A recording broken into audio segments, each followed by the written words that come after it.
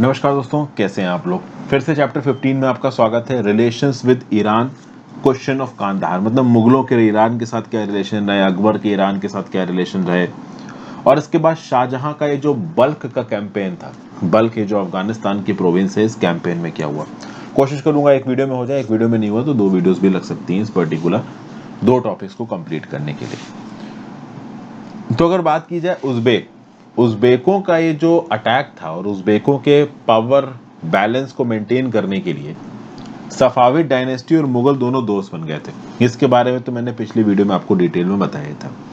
मैंने आपको यह भी बताया था कि जो उज़्बेक ट्राइब थी, ये जो ईरान के पर्शियन रूलर्स थे, जिनको आप सफाविद भी बोलते हो, इनके खिलाफ भड़काने की कोशिश कर रहे थे मुगलों को। मुगल सुन्नी थे, उज़्बेक सुन्नी थे, ये जो आपके पर्शियंस थे, सफाविद थे, ये शिया थे। तो शिया के आधार पर उज़्बेकों ने सेग्रीगेट करने की कोशिश की, बट मुगल यहाँ पे उज़्बेकों के जाल में नहीं फंसे। लेकिन ऑब्वियस सी बात है, मुगलों को एक बात से प्रॉब्लम थी। ये जो सफाविद रूलर्स थे, ये जो पर्शियन रूलर्स थे, ये अपने अपने इलाके में कुछ गड़बड़ काम करते थे। ठीक है, इनका जो मुगलों के साथ फ्रंटियर्स था, वहां पे कभी कभी इंस्टेबिलिटी हो जाती थी।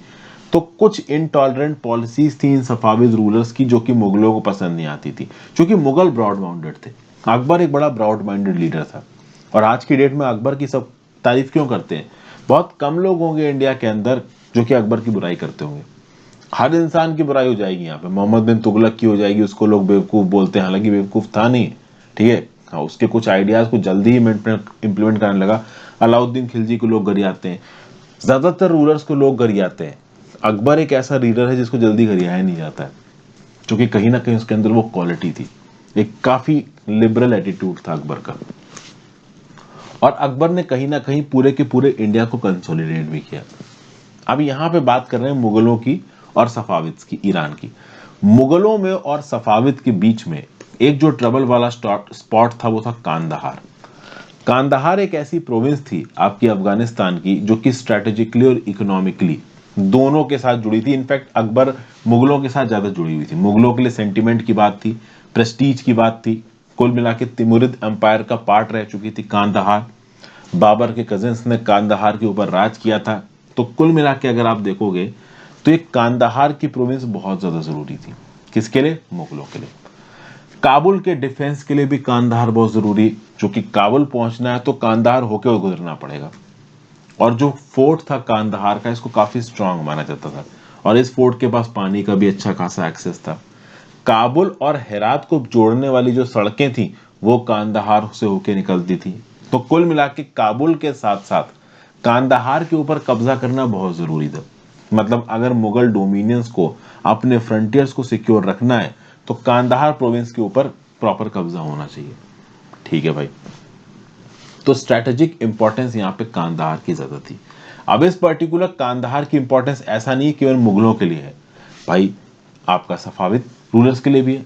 जो कांदाहार के ऊपर कब्जा करेगा, उस पर्टिकुलर प्रोविंस से जो भी ट्रेड वगैरह निकल रहा है, उसके ऊपर कस्टम ड्यूटी, पैसा, और ट्रेड के साथ आपकी इकोनॉमिक एम्पावरमेंट आती है, ये सब चीजें भी आएंगी साथ में। लेकिन स्ट्रैटेजिकली कांदाहार मुगलों के लिए ज्यादा जरूरी था। अभी उसके बारे में बात करेंगे। एक मॉडर्न कमेंटेटर ने बोला है कि Kabul Ghazni Kandahar line represented a strategic and logic frontier beyond Kabul and Khyber. इस पर्टिकुलर फोटो में आपको सब दिख रहा है। आपको बल्ख भी दिख रहा है, उज्बेकिस्तान जो दिख रहा है आपको इस मैप में, उज्बेकिस्तान की जो ज्यादातर जो बाउंड्री है अफगानिस्तान के साथ, मजार शरीफ का जो शहर है, वो इस बल्ख प्रोविंस में आता है। चाइना के साथ ये जो बॉर्डर लगता है वखान कॉरिडोर का, ये जो बिल्कुल ही नॉर्थ ईस्ट में आपको दिख रहा है, बदख्शन, ये बदख्शन बल्फ का हम नाम ले रहे हैं। और बिल्कुल ही साउदर्न अफगानिस्तान में जब आ जाओगे ना आप, तो नीचे की तरफ आपको कांदाहार दिख रहा है। ठीक है, ये जो कांदाहार है आज की डेट में अफगानिस्तान में एक छोटी प्रोविंस है, लेकिन जब हम बात कर रहे हैं ओवरऑल उज्बेकों की और मुगल्स की, आज से बहुत 100 साल पहले की, उस समय पे एक कांदाहार एक बड़ी प्रोविंस हुआ करती थी। तो ये जो काबुल, गजनी और कांदाहार वाली लाइन थी, एक इस प्रकार की लाइन सी जारी थी, जिसमें काबुल आया, गजनी आया, नीचे की तरफ कांदाहार आया। ये पूरा का पूरा एक फ्रंटियर बन गया था। ठीक है ना, इस तरफ आपका सफाविद्स थे, इस तरफ आपका अकबर और मुगलों का डोमिनियन था। ठीक है भाई, काबुल और खैबर को सिक्योर करने के लिए काबुल, गजनी, कांदाहार की साइंटिफिक और एक लॉजिकल फ्रंटियर था, क्योंकि अफगानिस्तान का एक बहुत बड़ा इलाका, आप कह सकते हो काफी ट्रिकी इलाका है। ओवरऑल ये एक बड़ा पहाड़ी इलाका है, और इस देखिए पहाड़ी इलाकों में आपको स्ट्रेटेजिक पॉइंट्स पे कब्जा करना पड़ेगा।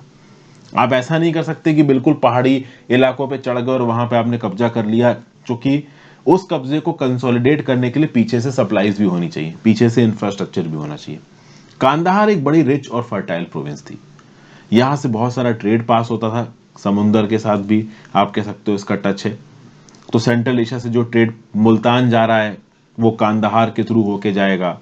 जो इंदस नदी है वो भी यहाँ से बह रही है, तो ओवरऑल गुड्स को ट्रांसपोर्ट करने में काफी आसानी है। ठीक है, तो ये सब चीजें थी। कुल माल के कांदाहार की इंपॉर्टेंस बहुत ज्यादा थी मुगलों के लिए। एक और चीज के लिए बहुत ज्यादा इंपॉर्टेंट थी, जो सफाविद था, जो प्रेजेंट डे ईरान था, वहां पे ओवरऑल जब एक पावरफुल रूलर नहीं था तो बहुत हद तक एनार्की थी, इंटरनल डिसऑर्डर था, सिविल वॉर चल रहा था। तो उस डिस्टर्ब सिचुएशन में आपको एक ऐसी प्रोविंस चाहिए जो कि कंपैरेटिवली शांत हो, और मुगलों के राज में कांधार काफी शांत था। ठीक है भाई, तो कांधार में इतनी देर से आपको ये सब चीजें क्यों समझा रहा हूँ, ये सब चीजें इसलिए समझा रहा हूँ क्योंकि मैं आपको ये बताना चाह रहा हूँ कि कांधार वॉज इंपॉर्टेंट, ठीक है, फॉर मुगल्स। तो पर्शियंस के लिए कांधार उतना इंपॉर्टेंट नहीं था जितना वो मुगलों के लिए इंपॉर्टेंट था, क्योंकि मुगलों के लिए अगर मक्का में पिलग्रिम्स भेजने तो कांधार के थ्रू वो पिलग्रिम्स पास होंगे। अगर मुगलों को ट्रेड और कॉमर्स करना है तो वो कांधार के थ्रू होगा। अगर उसको अपने बॉर्डर को सिक्योर करना है मुगलों का, तो कांधार उसके लिए इंपॉर्टेंट है। ईरान के लिए तो ऐसा था, सफाविद एम्पायर के लिए तो ऐसा था कि भाई चलो कांधार आ गया तो ट्रेड इन्वेस्टमेंट में काम आएगा, कुछ एक्स्ट्रा इलाका आ जाएगा। लेकिन मुगलों के लिए इलाका बहुत ज्यादा स्ट्रेटेजिकली इंपॉर्टेंट था। ओके, अब बात यह है कि शुरुआत में कांदाहार को देखिए, कांदाहार के ऊपर ये सफाविद एम्पायर, ईरानियन एम्पायर की गंदी नजर थी। शुरू शुरू में अगर आप 1522 में पहुंचोगे तो बाबर के राज के अंदर था कांदाहार। ठीक है, अब उसके बाद आप देखोगे कि शाह तहमास्प नाम का जो लीडर था आपका ईरान का, इसने कांदाहार को कब्जा लिया। ओके, जब हुमायूं की मृत्यु होगी तो उसके बाद जो कंफ्यूजन होगा, ये शाह तहमास्प इस कांदाहार को कब्जा लेगा। अब अकबर अभी छोटा है, हुमायूं मर चुका है, तो अकबर ने शुरुआत में कांदाहार को वापस लेने की कोशिश नहीं की, क्योंकि अकबर को खुद अपना राज कंसोलिडेट करना था, और हुमायूं की मृत्यु के बाद तो अकबर वैसे भी छोटा था। तो हर चीज कौन देख रहा था? जो अकबर का ट्रस्टेड जनरल था वो देख रहा था। नीचे कमेंट बॉक्स में बताओ कौन था वो ट्रस्टेड जनरल जो कि अकबर के बिहाफ पे पहले कुछ सालों तक राज किया उसने। मैंने पहले कहानी में आपको समझाया भी है। ओके, तो अकबर शुरुआत में कमजोर था, इसलिए उसने कांदाहार को वापस लेने की कोशिश नहीं की। जैसे जैसे अकबर स्ट्रांग होगा, जैसे जैसे अब्दुल्ला उज़्बेक का खतरा बढ़ेगा और मुगल फ्रंटियर्स को साइंटिफिकली और लॉजिकली प्रोटेक्ट करने की बात आएगी, तब यहाँ पे अकबर भी एक्टिव हो जाएगा। मुगलों ने कांदाहार को 1595 में कब्जा लिया। ठीक है, एक्चुअली में बहुत सारे लोगों का ये बोलना है कि जो अब्दुल्ला उज़्बेक एक पॉलिसी लेके आया था ना अकबर के सामने कि मिल के पर्शिया के ऊपर अटैक करते हैं और ईरान को बांट लेंगे, कुछ लोगों का ये बोलना है कि जो कांदाहार के ऊपर अकबर ने कब्जा किया था ये इसी पॉलिसी के तहत किया था। बट बहुत सारे हिस्टोरियंस का बोलना है कि नहीं, ऐसा कुछ नहीं है। अकबर कभी भी उज़्बेकों के साथ मिलकर पूरी तरीके से ईरान पर अटैक नहीं करेगा। अकबर के लिए इंपॉर्टेंट था, मुगलों के लिए इंपॉर्टेंट था कब्जा करना कांदाहार के ऊपर, और वो मुगलों ने किया, वो अकबर ने किया। बट कहीं पे भी अकबर उज़्बेक के साथ मिलकर कमजोर नहीं कर रहा था सफाविद्स को, ईरान को, क्योंकि ईरान का स्ट्रांग रहना उज़्बेकों को कंट्रोल में रखने के लिए बहुत ज्यादा इंपॉर्टेंट था। ये बात अकबर को बहुत ज्यादा पहले से पता थी। ठीक है, तो ये हमने कुछ बातें यहां पे देखी। तो हुआ यहां पे क्या, कांदाहार की जो सबसे ज्यादा इंपॉर्टेंस थी मुगलों के लिए वो क्या थी कि एक वायबल डिफेंसिव लाइन को बनाएंगे नॉर्थ वेस्ट में, ताकि उस इलाके से कोई उज़्बेक का अटैक ना हो पाए। ठीक है, क्योंकि क्या था कि खुरासन का जो इलाका था ईरान का, वो बहुत हद तक उज़्बेकों के कंट्रोल के अंदर आ चुका था। आपको पता होना चाहिए कि सफाविड्स, ईरानियंस की उज़्बेकों के साथ लगातार लड़ाई चल रही थी, और कुछ हद तक बाद में उस लड़ाई में ये उज़्बेक सक्सेसफुल भी हुए थे। तो ईरान के अंदर जो खुरासन का इलाका था वो आ चुका था आपका उज़्बेकों के पास, और खुरासन से ज्यादा दूर नहीं था कांदाहार। तो कांदाहार के ऊपर कब्जा करना बहुत ज्यादा जरूरी था। ठीक है, तो ये सब चीजें थी ओवरऑल यहाँ पे। तो इस कांदाहार के इशू को लेके डेफिनेटली थोड़ी जो रिलेशंस थे उसमें कड़वाहट आई थी, लेकिन उसके बावजूद ईरान और मुगल्स के बीच के जो रिश्ते थे वो काफी कॉर्डियल थे। ठीक है, डिस्पाइट द फैक्ट कि कांदाहार के ऊपर मुगल कंक्वेस्ट हुई थी, उसके बावजूद भी ईरानियंस भी मुगल से ज्यादा नहीं लड़े। और शुरुआत में जब पर्शियंस ने ईरानियंस ने मुगलों से छीन लिया था कांदाहार, तो उस समय पे मुगल्स भी ज्यादा नहीं लड़े। क्योंकि इनका खुद का इलाका बहुत बड़ा था, तो थोड़े एक्स्ट्रा इलाके के लिए लड़ना ठीक नहीं था। एक बड़े लीडर के लिए अपनी लीडरशिप को धीरे धीरे करके कंसोलिडेट करना ज्यादा जरूरी है, ना कि नए फ्रंट खोल देना। यही एक लीडर की सबसे खास बात यहाँ पे होती है। ओके, फिर अगर आप देखोगे तो शाह अब्बास नाम का एक सफाविद रूलर था। वो 1588 से लेकर 1629 तक उसने राज किया। आप ये कह सकते हो कि सफाविद अंपायर का one of the greatest, in fact the greatest ruler था वो मुगलों से अच्छे रिश्ते रखना चाहता था। तो अक्सर कर सफाविद रूलर्स, ये जो पर्शिया की डायनेस्टी थी और मुगलों के बीच में कॉस्टली गिफ्ट भेजे जाते थे, एम्बेसडर भेजे जाते थे, इंपॉर्टेंट कीमती कीमती अच्छी अच्छी बिल्कुल एलीट टाइप की चीजें भेजी जाती थी। शाह अब्बास ने क्लोज डिप्लोमेटिक और कॉमर्शियल रिलेशंस बनाए डेक्कनी स्टेट्स के साथ, और इसको जहांगीर ने ऑब्जेक्ट नहीं किया। सोचिए, डेक्कनी स्टेट्स के ऊपर किसकी चल रही है? मुगलों की चल रही है। पूरी तरीके से मुगलों की नहीं चल रही है, लेकिन मुगल्स थोड़ा बहुत वहां घुसने के मूड में।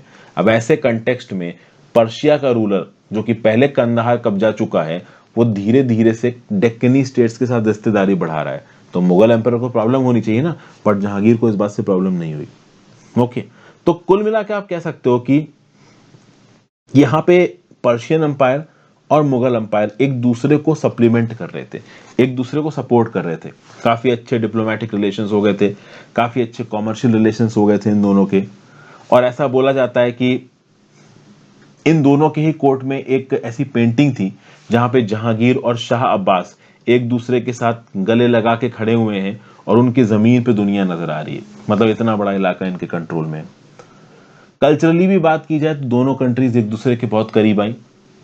दोनों डायनेस्टीज कहना चाहिए, कंट्री तो नहीं कहना चाहिए, कंट्री तो एक मॉडर्न कंसेप्ट हो गया। उस समय तो क्या था, एक्सपेंशनिज्म का हिसाब चलता था।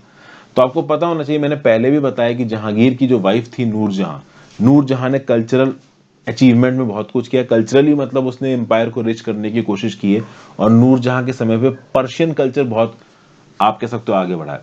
और चूंकि नूरजहां के पहला पति जो था वो एक पर्शियन था, एक ईरानियन था, तो इस कंटेक्स्ट में भी नूरजहां ने ओवरऑल मुगलों के समय पे ईरानियन कल्चर को बहुत अफेक्ट किया है, बहुत ज्यादा इंप्लीमेंट किया है, बहुत ज्यादा आप कह सकते हो प्रमोट किया है मुगल डोमिनियंस के अंदर। ओके, तो भाई कल्चरली मुगल और ईरानियंस एक दूसरे के साथ कनेक्टेड थे। ओके, लेकिन आप देखोगे कि ये जो मुगलों की और ये जो पर्शियंस की दोस्ती थी, जहांगीर के समय पे स्पेसिफिकली मुगलों को कम फायदा हुआ और पर्शियंस को ज्यादा फायदा हुआ। शाह अब्बास को यहाँ पे ज्यादा फायदा हुआ, क्योंकि शाह अब्बास यहाँ पे जहांगीर के पीठ में छुरा भोंकेगा। ओके, जहांगीर एक बेसिक एडमिनिस्ट्रेटिव कंसेप्ट को भूल गया कि जब बात आती है फॉरेन पॉलिसी की, तो फॉरेन पॉलिसी में ना ही कोई परमानेंट एनिमी होता है, ना ही कोई परमानेंट दोस्त होता है। ओके, शाह अब्बास जो कि पर्शिया का रूलर था, उसके ऊपर एक लिमिट से ज्यादा भरोसा करना जहांगीर की गलती थी। जहांगीर को इस पॉइंट पे उज़्बेक्स के साथ भी रिश्ता बना के रखना चाहिए था, बट जहांगीर ने ऐसा नहीं किया। उसको लगा कि शाह अब्बास उसका ज्यादा अच्छा दोस्त है। 1620 में शाह अब्बास ने जहांगीर से बोला कि तुम कांदाहार हमको वापस कर दो। जहांगीर ने बोला मैं कांदाहार क्यों दूं भाई, ये तो हमारा है। तो शाह अब्बास ने बोला नहीं दोगे तो अटैक करके ले लूंगा। अब जहांगीर फंस गए। आपको पता होना चाहिए कि पहले बाबर के पास था, फिर ओवरऑल इस कांदाहार को इन ईरानियंस ने छीन लिया। 1595 में अकबर ने कांदाहार को वापस ले लिया। अब फिर 17वीं शताब्दी में शाह अब्बास पर्शिया का रूलर जहांगीर से बोल रहा है कि कांदाहार हमको दे दो। जहांगीर बोलेगा भाई हम क्यों दे तुमको कांदाहार।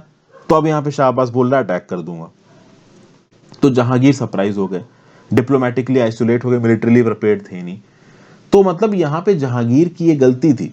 उसको समझना चाहिए था कि भैया कोई यहाँ दोस्त नहीं है, खासकर दूसरी कंट्री का रूलर तुम्हारा दोस्त नहीं है। क्योंकि एक्सपेंशनिज्म का जो हिसाब था, ये तो मिडवल हिस्ट्री का एक नियम था कि भाई एक लीडर एक्सपैंड करने की कोशिश तो करेगा ही। तो यहाँ पे शाह अब्बास को जब सही लगा कि हाँ भाई एक्सपैंड करना चाहिए, उसने बोला कांदार दो नहीं तो अटैक कर दूंगा।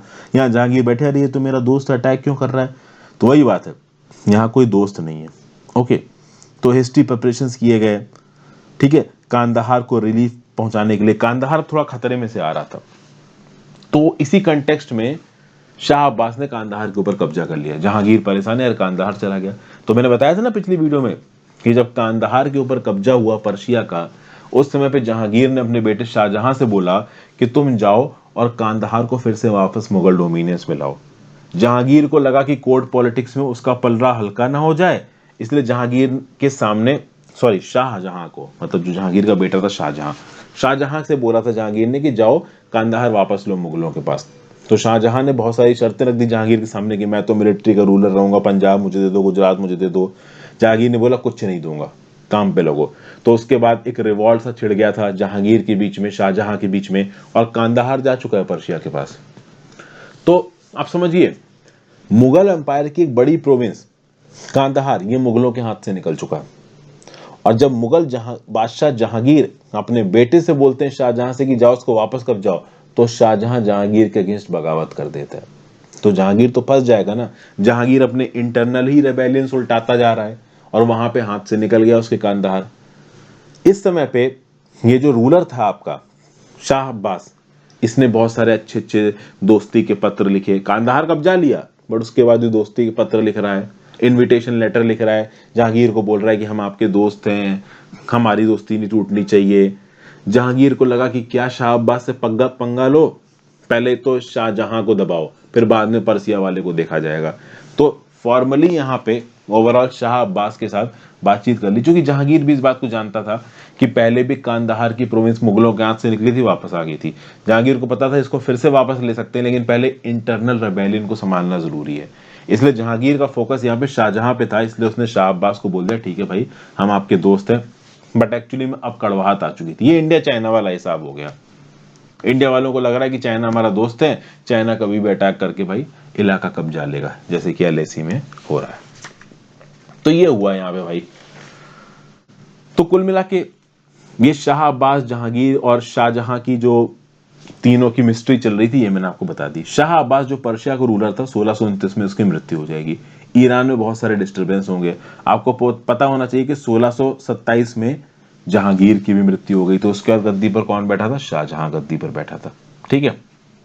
और यहां पे शाहजहां ने मास्टर स्ट्रोक खेला। जो अली मर्दान खान था, जो कि पर्शियन गवर्नर था कांदाहार का, पर्शिया के पास था कांदाहार, कांदाहार पर्शिया कंट्रोल में था। पर्शिया की तरफ से कांदाहार पे राज कौन कर रहा था? तो अली मर्दन खान राज कर रहा था। शाहजहां ने एक, आप कह सकते हो, मास्टर स्ट्रोक चला। अली मर्दन खान से बोला, अली मर्दान खान से, कि तुम हमारी तरफ आ जाओ। अली मर्दान खान शाहजहां की तरफ आ गया और ओवरऑल कांदाहार फिर से मुगल डोमिनियंस के अंदर पहुंच चुका था।